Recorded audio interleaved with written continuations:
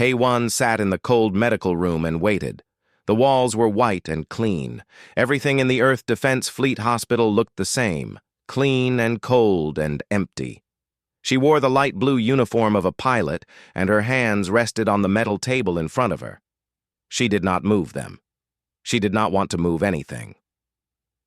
The medical officer's name was Dr. Kwan. He was a tall man with gray hair and tired eyes.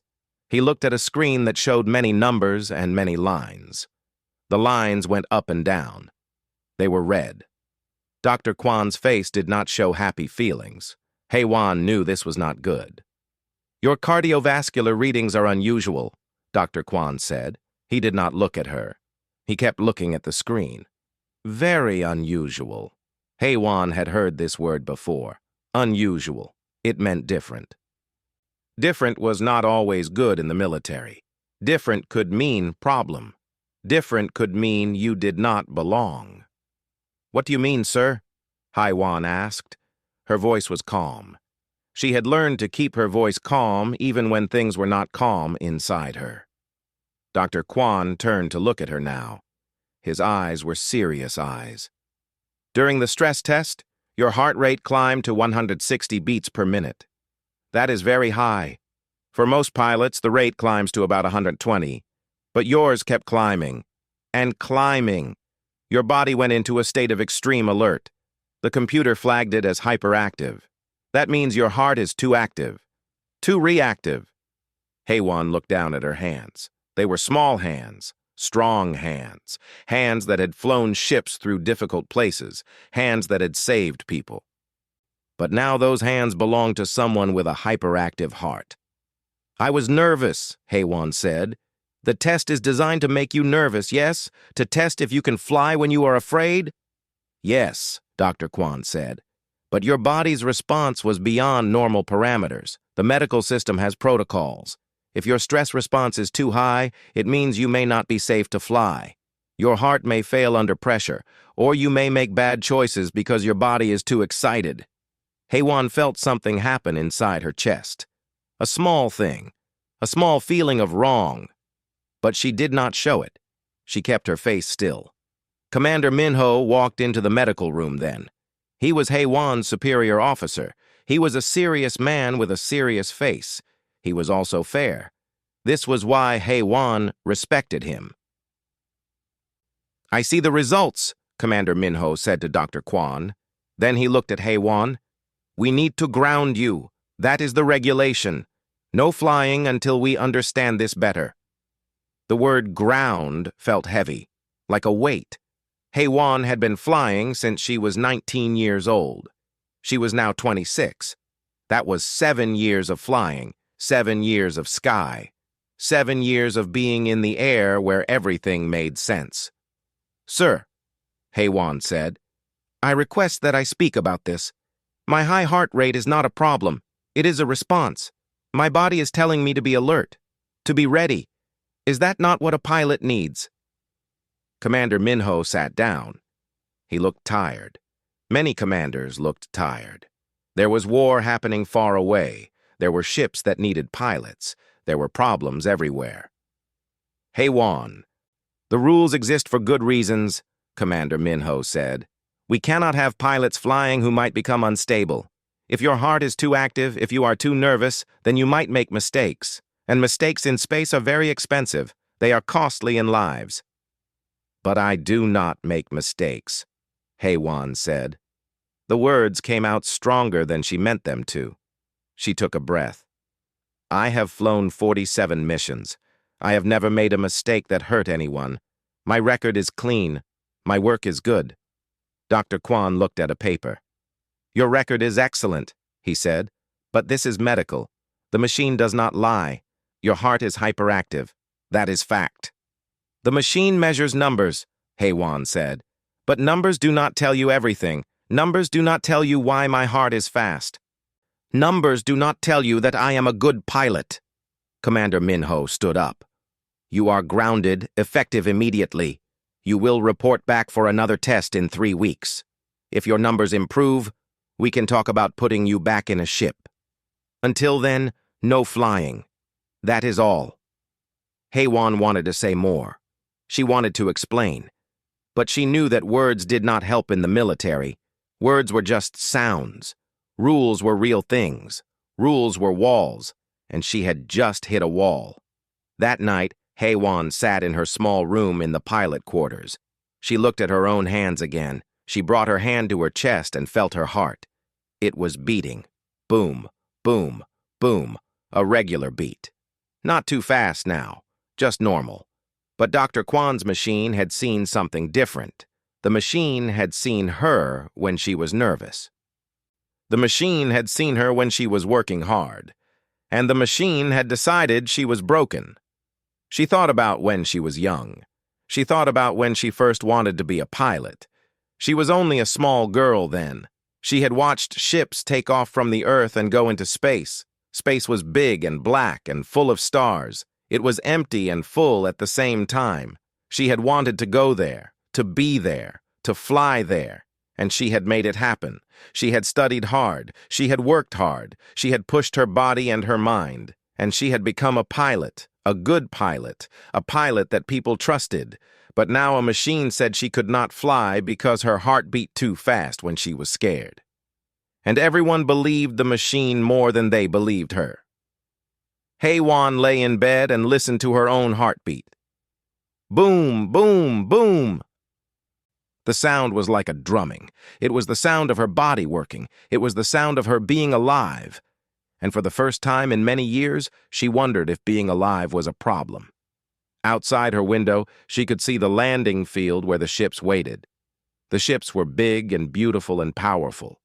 They sat on the ground, waiting for pilots to come and fly them. But Haywan would not be there tomorrow. Someone else would fly her ship. Someone else would sit in the seat where she always sat. Someone else would look out at the stars and feel the power of flying through space. Haywan closed her eyes.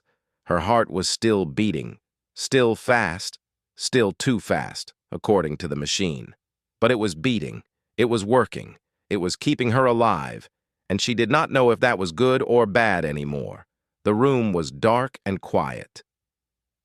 The ship sat outside on the landing field, and somewhere in the distance, far away in space, problems were getting bigger. But Haywan was grounded now. She was broken. Or so the machine had said, and nobody argued with machines. 3 weeks passed slowly. Haywan spent her days in the training center, but not in the way she wanted. She taught new pilots. She watched them sit in the simulator chairs. She watched them learn to fly. She watched them do the things she could not do. Her heart rate had stayed normal during the second test. The numbers were good. The machine was happy. But Dr. Kwan said she still needed more time. The command wanted to be sure. The command wanted to see a pattern of normal readings before they let her fly again. So Haywan waited. She waited in rooms. She waited in offices. She waited in the cafeteria with the other pilots who looked at her with strange eyes. Did they think she was broken too? Did they think her heart was different? She did not know. She tried not to care. But Haywan did care. She cared very much. Then the alarm came. It came at night. It came with bells and lights and loud sounds. Haywan was sleeping in her bed when it came. The alarm meant something bad. The alarm meant emergency. The alarm meant the fleet was being called. She ran to the command center. Everyone was running. Everyone was moving fast. Captain Tae-sung was in the center, and he was looking at screens. The screens showed numbers. The numbers meant a message had come from far away, from the outer colonies, from places where people lived and worked and had families. The message was bad. A probe had detected a large fleet, not a human fleet, an alien fleet. The aliens called themselves the Collectors. They came to planets and they took everything. Metal, minerals, water, plants, animals, people. They took it all. And when they left, the planet was empty. No life, no color, no sound, just empty ground under an empty sky. The Collectors were coming to human space. The Collectors were coming to the colonies. And there were many Collectors. Too many Collectors. Commander Minho stood in the middle of the room. He was not tired now. He was sharp. His eyes were looking at everything. His voice was like a knife. "All available pilots report to flight control immediately," Commander Minho said. "We deploy in 2 hours. This is not a drill." Haiwan looked at the screens again. She looked at the numbers. The numbers showed positions. The numbers showed distances. The numbers showed that the human ships were not enough. Not enough weapons, not enough fighters, not enough pilots. They would lose this fight. Unless. Commander Minho looked around the room. His eyes found Haiwan. "You," he said, "come with me." Haiwan followed him to a small office. The office had no windows. The office was quiet. It was a place for talking about secret things. "I need to ask you something," Commander Minho said. "And I need you to answer me with truth. Not with what you think I want to hear. Truth." "Yes, sir," Haiwan said.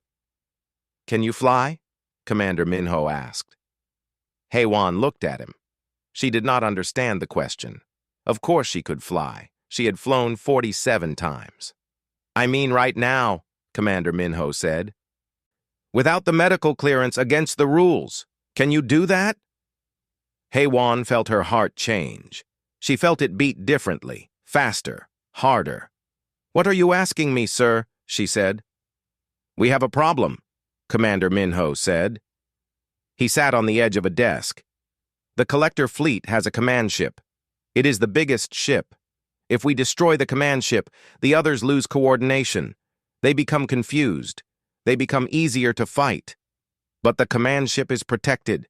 It has many weapons. It has many defenders. The approach path is not safe for most ships." He paused. He looked at Haiwan carefully. "But there is one approach," he continued. "One path that most pilots cannot take. It goes through an asteroid field. It goes through narrow spaces between rocks. Most ships would be destroyed. Most pilots would crash. But I have seen your flight logs. I have seen what you can do in tight spaces. I have seen your skill." "What do you need from me?" Haiwan asked. "I need you to fly that path," Commander Minho said. "I need you to get close enough to the command ship to launch a nuclear device. If you do that, we win this battle. If you do not, we lose." "But I am grounded," Haiwan said. "Yes," Commander Minho said. "You are grounded, and if you fly, and if we discover it, there will be problems. There will be an investigation. There will be rules broken. You understand this?" Haiwan nodded slowly. "But," Commander Minho said, "if you do not fly, then thousands of people in the colonies will die. Men, women, children, families, they will be taken by the collectors. They will be gone forever." Haiwan thought about this. She thought about the weight of it. She thought about the choice. "If you do this," Commander Minho said, "and if you survive, then we will have a situation. You will have broken the rules. You will have flown without clearance. But you will also have saved thousands of lives. And if I crash," Haiwan asked, "then you will have tried," Commander Minho said. "And that is all any pilot can do." Haiwan felt her heart racing. Boom, boom, boom. Fast, strong. The kind of fast that the machine called hyperactive. The kind of fast that made doctors worry. But the kind of fast that made her feel alive. The kind of fast that made her ready. "I will do it," Haiwan said. Commander Minho nodded. He did not smile. This was not a happy moment, but he looked at her with respect. "Good," he said. "Go to the flight line. Tell them I sent you. Get in a fighter, the fastest one. I want you in the air in 30 minutes. "Yes, sir," Haiwan said. She turned to leave. Then she stopped. "Sir," she said, "one more thing. Thank you for believing I could do this, even when the machine said I could not." Commander Minho looked at her. "The machine knows numbers," he said, "but I know pilots, and you, Haiwan, are a pilot." 30 minutes later, Haiwan sat in the cockpit of a fighter ship. It was a small ship, but it was fast. It was very fast. She could feel the power in it. She could feel the ship waiting to fly. The flight deck officer gave her the signal. She pushed the engine. The fighter moved forward. It moved faster, faster still. And then it took off. HFY felt the weight leave. She felt the gravity release. She felt the sky open up beneath her. And she felt her heart beating. Fast, hard, alive. The machine had called it hyperactive. The doctors had called it a problem. But as she flew toward the collector fleet, toward danger, toward a mission that might kill her, HFY understood something. The doctors were wrong. This was not a problem. This was courage, and courage had a heartbeat all its own. The collector fleet appeared on the radar like a cloud of insects. They moved in patterns that seemed random but were not random. They moved like a body with one mind. They moved like something alive but not alive. They were the collectors, and they were coming toward the human colonies. HFY's fighter moved toward them. Her hands held the controls. Her eyes watched the instruments. Her ears heard the soft humming of the ship. Everything was connected. She was connected. The ship was part of her body. She was part of the ship's body. "Flight control," she said into the radio. "This is HFY. I am at approach vector alpha, entering asteroid field in 60 seconds. "Copy," came the voice of Commander Minho. "All other pilots are engaging the outer ships. You have a clear path to the command vessel. Do not deviate. Do not stop. Just get there." "Understood," HFY said. She looked at the asteroid field in front of her. Rocks. Huge rocks. Ancient rocks floating in space. They were bigger than mountains. They were older than mountains. And she had to fly through them without hitting them. If she hit one rock, the mission was over. If she hit one rock, she was dead. But that was flying. That was what pilots did. They took chances. They trusted their hands. They trusted their eyes. They trusted their hearts. HFY pushed the fighter forward. The first asteroid came at her fast. She pulled up and slipped under it. The ship shook a little. Dust from the asteroid hit her window. She could not see for a moment, but she flew by feeling. She flew by knowing where things should be. The second asteroid came from the left. She turned right. The third came from above. She went down. The fourth and fifth and sixth came together, and she flew between them so close that her sensors beeped warnings. The warning sounds filled the cockpit. "HFY, your approach vector is too close to the asteroids," Flight Control said. "Adjust your path. You are taking too many risks." But HFY did not adjust. She could not adjust. This was the only path. This was the narrow space between the rocks. Any other path would take longer. And longer meant the collectors would see her. Longer meant they would shoot her down. So she kept flying, closer, tighter, more dangerous. Her heart began to beat faster. Boom, boom, boom. Her breathing became heavier. Her hands felt sweat, but her eyes saw everything. Her hands moved without thinking. Her body knew what to do. The medical computer in the ship began to speak. It had a calm voice, the voice of a machine. "Pilot cardiovascular stress elevated. Heart rate 130 beats per minute. Heart rate 140. Heart rate 150. Warning. Pilot stress levels are not optimal for flight operations. Recommend immediate rest or medical evaluation." "Quiet," HFY said. She did not take her eyes from the window. She did not move her hands. The machine was talking. The machine was worried. But the machine did not understand. This was not a problem. This was perfect. This was exactly what she needed to feel. An asteroid came at her the size of a small moon. It filled the entire window. It filled her entire vision. There was no way around it. There was no way over it. There was no way under it. There was only one way through. HFY saw the crack in the asteroid, a small space between two halves of rock. She aimed the fighter at the crack. The crack got bigger, or the fighter got closer. She could not tell which. The wings of the fighter touched the rock on both sides. Sparks flew. Metal screamed. She held her breath. She held the controls steady. And then the fighter was through. The fighter was past. The crack was behind her. "Incredible," Commander Minho said from the radio. "You are incredible. I do not know how you are still flying." "Neither do I," HFY said. But she was smiling. Her heart was racing. Her body was alive. The collector command ship appeared on the horizon. It was enormous. It was like looking at a building made of metal and weapons. It was wrong. It was an ugly thing. It was a thing that took and never gave back. "I see it," HFY said. She had left the asteroid field now. She was in open space. But open space meant the collector ships could see her. Open space meant they could shoot. 3 fighters appeared from behind the command ship. They were not human fighters. They were collector fighters. They were strange shapes. They were moving fast.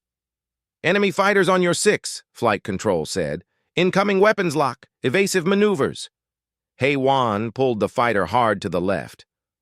A laser beam cut through the space where she had been 1 second before. She pushed hard to the right. Another beam missed her. Another missed.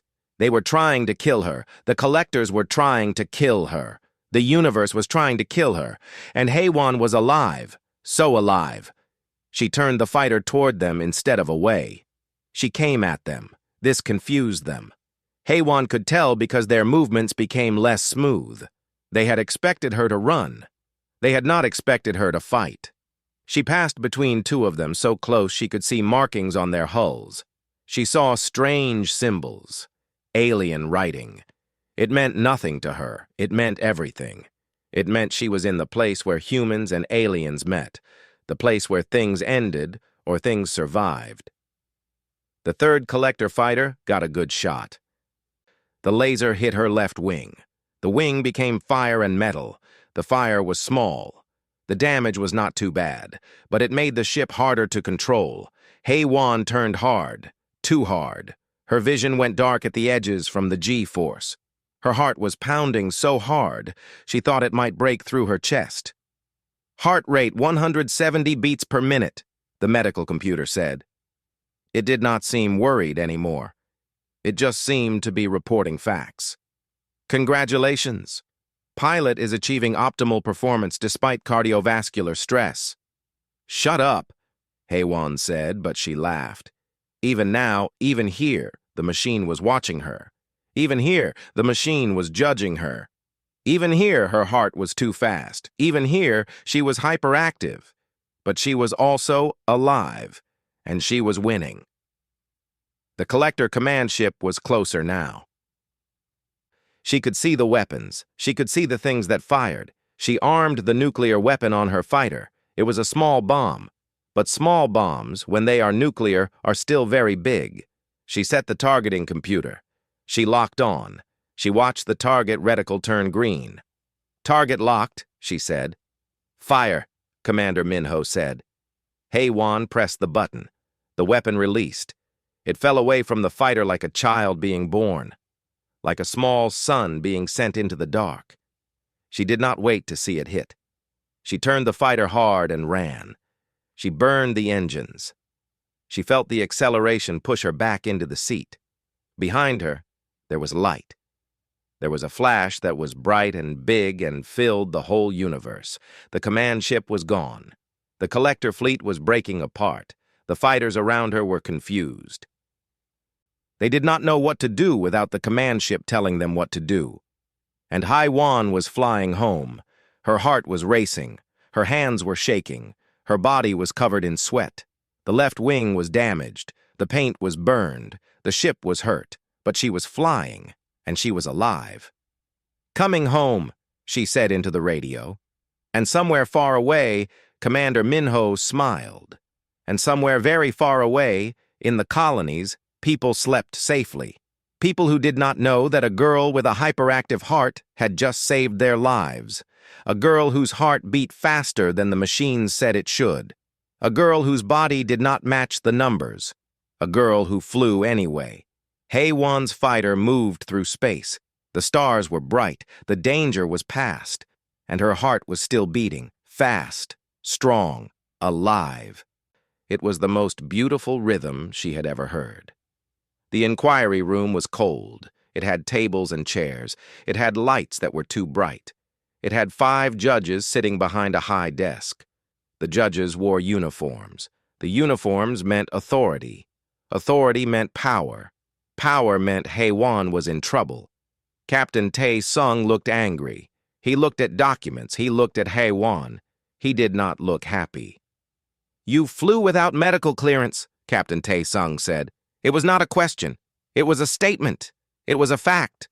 It was the first crime." "Yes, sir," Hei-Wan said. "You disobeyed the regulations of the Earth Defense Fleet," Captain Tae-Sung continued. "You ignored a direct order from the medical board. You put yourself and your aircraft at risk. These are serious violations." "Yes, sir," Hei-Wan said. "You also destroyed a high-value military asset," Captain Tae-Sung said. He looked at paper. "Your fighter was damaged beyond repair during this unauthorized flight. The cost of replacement is considerable." Hei-Wan did not argue. She had broken the rules. She had known this when she flew. She had accepted it. The price of breaking rules was consequences. She was ready for consequences. But then the door opened. Commander Minho walked in. But he was not alone. Other pilots walked with him. Hei-Wan recognized them. Namjoon was one. He was a veteran pilot. He had flown with Hei-Wan many times. Ji-Yu was another. She was younger, but she was smart. She was good. And there were more pilots behind them. More pilots. Pilots from the entire squadron. "Sir," Commander Minho said to Captain Tae-Sung, "we request permission to speak to this inquiry." Captain Tae-Sung looked surprised. He looked at the other judges. They shrugged. This was unusual. Unusual things were not common in the military, but war made unusual things necessary. "Permission granted," Captain Tae-Sung said. Namjoon stepped forward. He looked serious. "What Hei-Wan did was break the rules," Namjoon said. "This is true, but I watched her fly.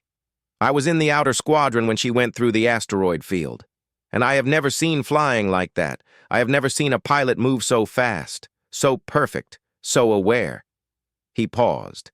He looked at the judges. "The machine said her heart was hyperactive," Namjoon continued. "The machine said she was not fit to fly. But the machine was wrong. Her heart was not hyperactive because she was broken. Her heart was fast because she was alive. She was perfectly aware. She was perfectly in control. Her elevated heart rate was not a malfunction. It was proof that she was exactly where she needed to be, doing exactly what she was born to do." Ji-Yu spoke next. Her voice was strong for a young pilot. "I want to speak about what the machine measures," Ji-Yu said. "The machine measures heart rate. The machine measures blood pressure. The machine measures chemical levels in the blood. But the machine does not measure courage. The machine does not measure the will to survive. The machine does not measure the skill of a pilot's hands or the sharp thinking in a pilot's mind." She looked at Hei-Wan for a moment. "The machine was designed by people who were afraid," Ji-Yu said. "They were afraid that emotion would make pilots fail. So they tried to create rules that would eliminate emotion. But emotion is not the opposite of control. Emotion is part of control. Fear makes you alert. Fear makes you fast. Fear makes you human. And humans saved the colonies, not machines. Humans." Other pilots spoke. They told stories of what they had seen. They described how Hei-Wan's ship had seemed to dance between asteroids, how impossible maneuvers had seemed possible in her hands, how the numbers on the screen could not explain what they had seen with their own eyes. Then Commander Minho stood up again. "Sir," he said to Captain Tae-Sung, "I want to speak about the decision that I made. I made the choice to ask Hei-Wan to fly. I made the choice to ignore her medical status, and I made this choice because I am a military officer." Military officers must sometimes make choices between two bad options. We can follow all the rules and lose a war, or we can break one rule and save thousands of lives. Commander Min-ho looked at Haiwan. I chose to break one rule because I believed that Haiwan was the best pilot we had. Not in spite of her elevated heart rate. Because of it. Her heart rate is not a malfunction. Her body was telling us that she was ready. Her body was telling us that she had the courage to do the impossible. He turned back to the judges. We have been building our systems around the idea that human fear is weakness, Commander Min-ho said. But this is wrong. Human fear is something that makes us ready. The doctors looked at Haiwan's numbers and saw a problem. But I looked at Haiwan's hands and saw a solution. Sometimes the machines are wrong. Sometimes the rules are wrong. Sometimes the only thing that is right is trusting the person in front of you. Captain Tae-sung stood up. The other judges stood up also. They left the room. Haiwan sat in silence with the pilots around her. The silence was long. The silence was full of waiting. 30 minutes later, the judges came back. We have made a decision, Captain Tae-sung said. He did not look angry anymore. He looked thoughtful. He looked like a person who had learned something. Haiwan's actions did violate protocol, Captain Tae-sung said. That is fact. However, the results of her actions saved approximately 3,000 lives in the colonies. The destroyed command ship prevented the collector fleet from coordinating further attacks. This single action may have prevented human extinction in this sector. He paused. We have also conducted our own review of the medical standards for pilot evaluation, Captain Tae-sung continued. We have consulted with independent psychologists and medical experts, and we have concluded that the current standards may be too strict. There is emerging evidence that elevated stress responses, when properly channeled, can indicate heightened awareness and skill rather than dysfunction. Captain Tae-sung looked directly at Haiwan. We are clearing you for active flight status, he said. Effective immediately. Your medical flag is removed from the system. You are declared fully fit for duty. The pilots behind Haiwan began to make sounds. Happy sounds. Sounds of approval.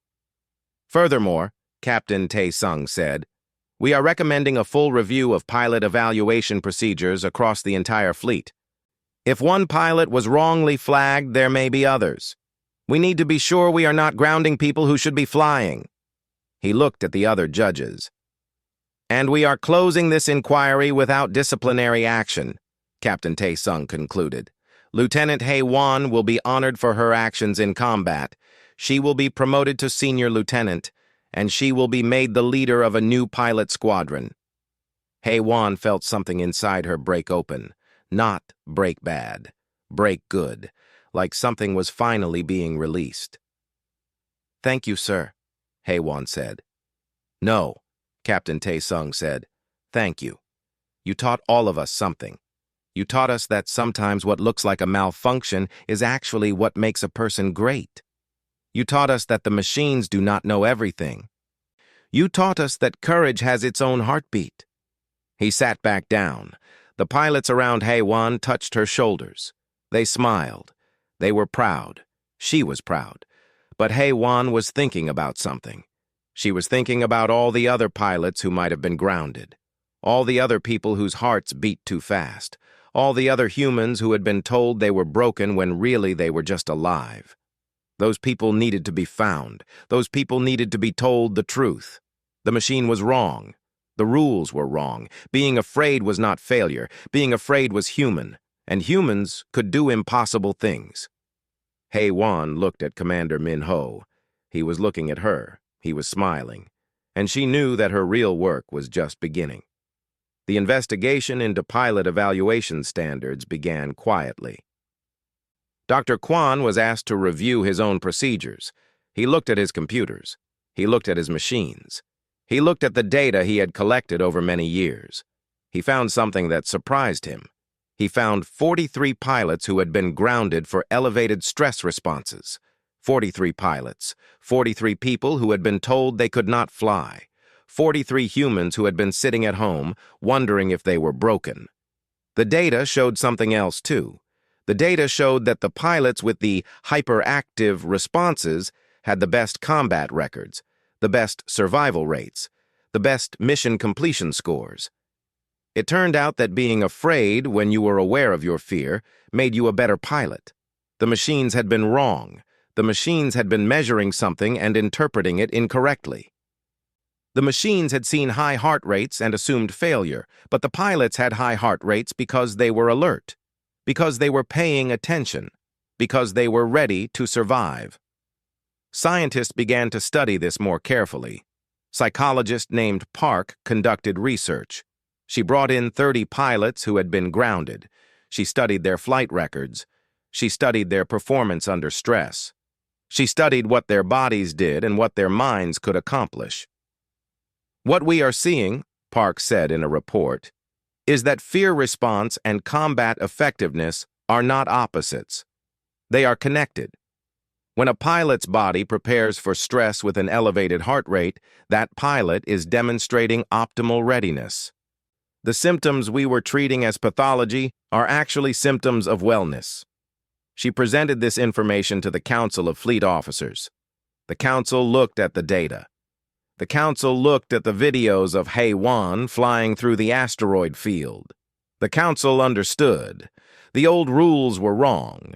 New standards were created. New evaluations were designed. Scientists who understood human psychology worked with military officers who understood combat. They created evaluations that measured not just numbers, but also awareness, skill, decision-making under pressure, the ability to remain calm while the heart raced. The new evaluation was called Adaptive Response Assessment. It measured heart rate, but it also asked questions. It asked pilots about their thoughts during stress. It asked pilots to describe what they were paying attention to. It asked pilots to explain their decisions. HFY sat in one of the meetings where the new standards were being created. She was asked for her perspective. "The machine was measuring my fear," HFY said simply. "But fear is not the opposite of courage. Fear is part of courage. Courage is doing something even when you are afraid. So the machine was measuring the thing that makes courage possible, and it was calling it a problem." Dr. Park nodded. She made notes. "Thank you for that perspective," Dr. Park said. "That is very helpful." Over the next months, the 43 grounded pilots were reevaluated. 38 of them passed the new assessment. 38 pilots were cleared to fly again. 38 humans who had been told they were broken were told they were not broken. They were exactly what the military needed. The news began to spread beyond the military. News people heard the story. They interviewed HFY. They interviewed the other pilots. They interviewed the doctors and scientists. The story that was told was the Heartbeat Squadron when fear became strength. Public opinion began to change. People started to understand that the old way of evaluating courage was wrong. Courage was not the absence of fear. Courage was acting despite fear. And the body's way of preparing for action was not a problem. It was a solution. Other governments heard the news. Other militaries heard the news. They began to re-examine their own pilot standards. They began to revise their own rules. Across the human colonies, new evaluations were being created. Across human space, pilots who had been grounded were being brought back, but something bigger was happening too. People began to think differently about all kinds of jobs. Teachers, doctors, police, firefighters, any job that required humans to do difficult things under stress. Maybe those people should not be rejected for showing signs of fear. Maybe those people should be helped to use their fear correctly. Schools began to teach children about stress responses. They taught that the body knows what it is doing. They taught that a racing heart is not wrong. It is the body getting ready. They taught that courage and fear are friends, not enemies. HFY watched this change happen. She was no longer a grounded pilot. She was now Senior Lieutenant HFY. She was now the commander of the Heartbeat Squadron. She was now someone whose name meant something. But most importantly, she was now someone who understood something that many people did not understand. She understood that the rules that people create are not always right. She understood that systems designed by scared people often make rules based on fear instead of understanding. She understood that you had to be brave enough to break a wrong rule sometimes. Commander Minho asked her to give a speech to the new pilots. They were pilots who had been recently cleared. They were pilots who had been grounded but were now returning. They were pilots who had been told they were broken and were now being told they were fixed. HFY stood in front of them. She could see their faces. Some looked uncertain. Some looked grateful. Some looked angry at the time they had lost. "My heart beats faster than the machine said it should," HFY began.